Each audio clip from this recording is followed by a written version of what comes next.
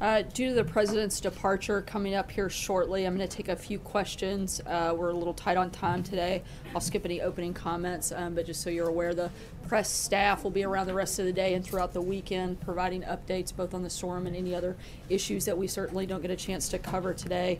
Also, just received an update a few minutes ago that it looks like the president will try to make plans to go to Texas early next week, and we'll keep you posted on details about those as they're firmed up, and certainly on any other plans and schedule changes throughout the weekend. Jonathan? Sarah, can you, has the president spoken to Gary Cohn about his comments?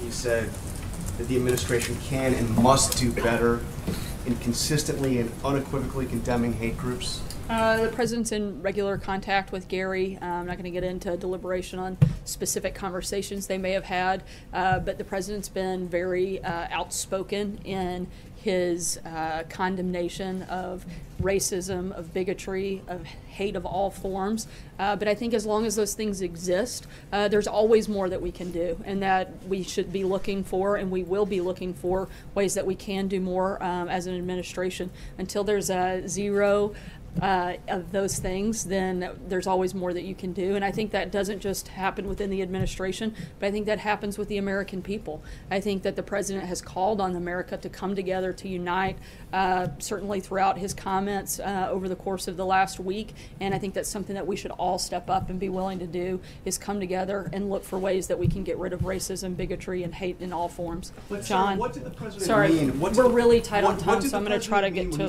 several of your colleagues. People on both sides. Who were the very fine people Jonathan, that were protesting with the neo-Nazis in Charlottesville? Sorry. Who were the very fine people? Jonathan, we're super tight on time, so I'm going to try to cover as many of your It's colleagues a key as question. possible. That's why Gary ahead. Cohn was upset. I'm just wondering, was the president aware of the content of Gary Cohn's interview before it was published? Look, I think everybody wants to focus on a really small part of that interview. 95% of that interview was on tax reform, and we're looking at a very small portion of it. The president, as I said, and Gary have spoken many times. Gary has not held back what his feelings are. If you'll let me finish, Gary has not held back how he feels about the situation. He's been very open and honest, and so I don't think that anyone was surprised by the comments. Jen. Two quick tax questions. For the Missouri trip next week, do you expect the president will reveal any new details about what he'd like to see in the tax reform overhaul? If he is, I certainly wouldn't announce that today. I'll let the president do that while he's in Missouri next week. I know he's looking forward to really focusing on tax relief for middle-class Americans as we move into the fall. That's going to be a very big priority for this administration, and something I think that everyone can expect to hear a lot more about over the coming weeks. Sorry, I've just got to keep moving because we're really tight today.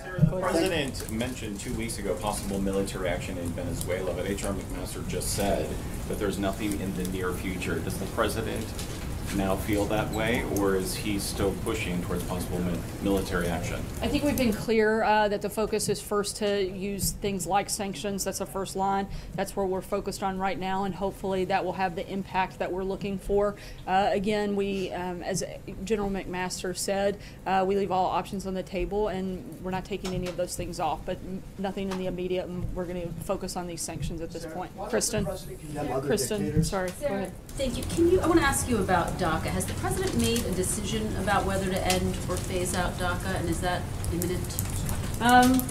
The administration has indicated several times before that the DACA program is under review. It continues to be under review, and we have an announcement on it. We'll let you guys know.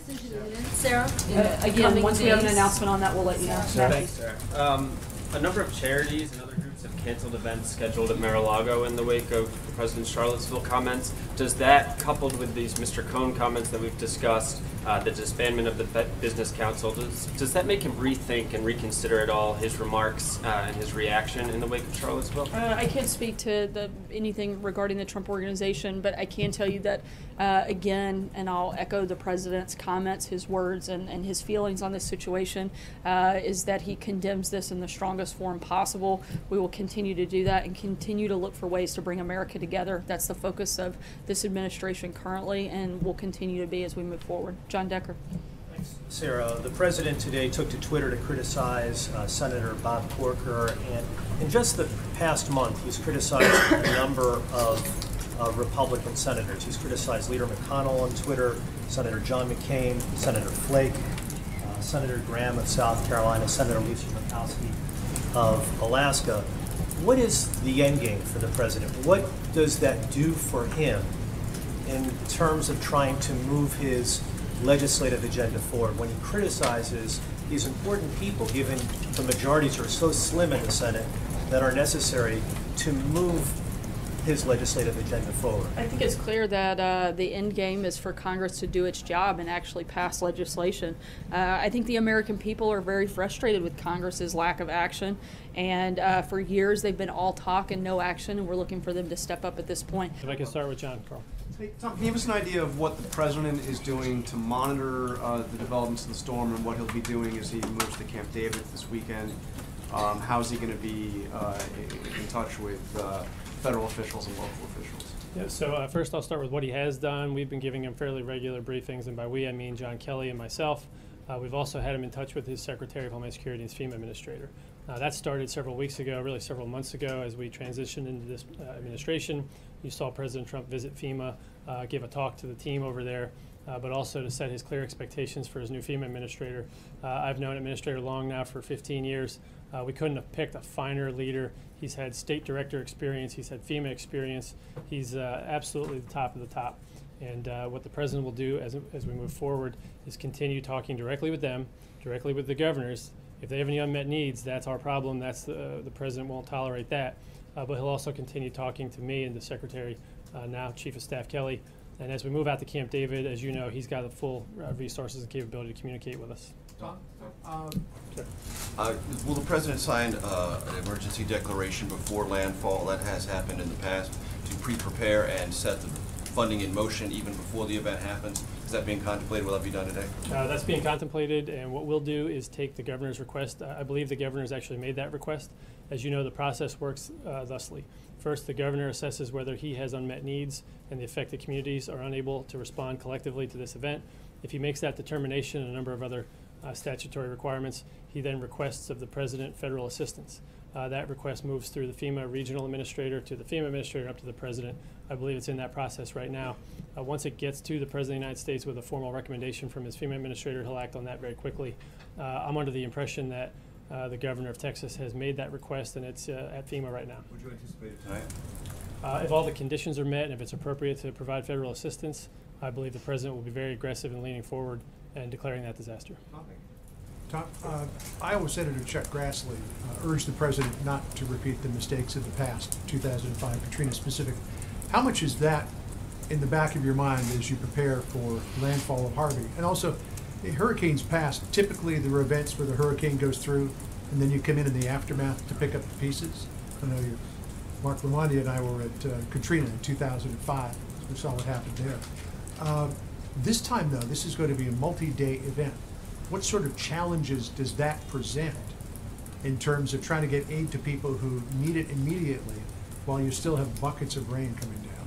Yeah, so a number of good questions there. I'd start with the first one. I was also in and through and had a role at FEMA during Hurricane Katrina. I remember it very clearly and had a role in helping our government write the lessons learned report from that. And so I think it's not just what's on my mind, but it's on the minds of all the emergency managers in our community, especially those in Texas and Louisiana. That experience is still in their memory, it's still in their experience, their muscle memory, and what we've done has gotten a lot better as a government. Congress has gotten better, passed laws to allow us the flexibility we need to employ, not just deploy, resources and assets in advance of an event, which Brock Long has marshaled heretofore. He'll employ those resources carefully if the state requests and we grant that declaration, which I suspect we might. And then lastly, to your point about how difficult it is to get assistance to people, I would say this. You never want to plan for the federal government to swoop in and provide everything that you need when you need it just on time, right? It's going to be 4.6 million people, I guess, in the path of the storm, depending on how the forecast goes. That's a lot of people. We encourage people to be ready, be prepared, take some responsibility for their own safety as the next 72 hours unfold. Of course, food, water, shelter are the primary concerns. But then secondly, when we provide that assistance, we do it in such a way that's so organized, if things work out the way they're supposed to, that the assistance flows either directly to the individuals that are eligible for it, or it flows to the state and local officials who have the logistics trail in place to provide that food, water, and those commodities and the shelter. And lastly, I'd like to make a plug for non-governmental organizations as well. As you know, we've got a number of organizations like the Red Cross and others to manage shelters. Those types of resources are imperative to the people that are confronting this peril, and I'd like to thank them for their work. Before I take that next question, I would say that I just came off of what FEMA organizes, which is a conference call, actually a video teleconference call with all the affected parties. And there were no unmet needs reported. We went across all the emergency support functions of the federal government, but also the state and local governments and the non-governmental organizations. And they all seemed to be well postured, and they didn't report to us any additional needs. In fact, they all reported that they're in the right operational posture right now to help the American people in the path of this storm.